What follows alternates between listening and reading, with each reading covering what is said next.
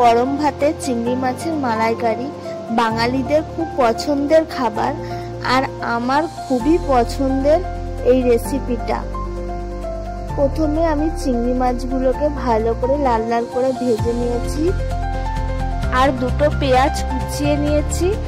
Mixer জারে মশলা করার জন্য সর্ষে, তার সঙ্গে নারকেল, কয়েক টুকরো রসুন, কয়েকটা লঙ্কা আর আদা দিয়ে ভালো করে পেস্ট করে, এরপর কড়াইয়ে তেল গরম করে গোটা গরম মশলা দিয়ে তার মধ্যে পেঁয়াজগুলোকে দিয়ে ব্রাউন ব্রাউন করে ভেজে নেব।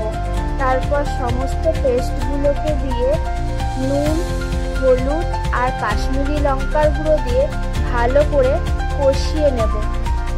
তারপর একটু চিনি দিয়ে জল দিয়ে দেব।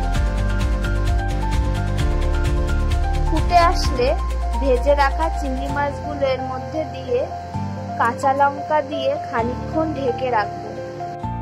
প্রায় হয়ে এসেছে, এর মধ্যে গুঁড়ো গরম মশলা দিয়ে নামিয়ে নেব।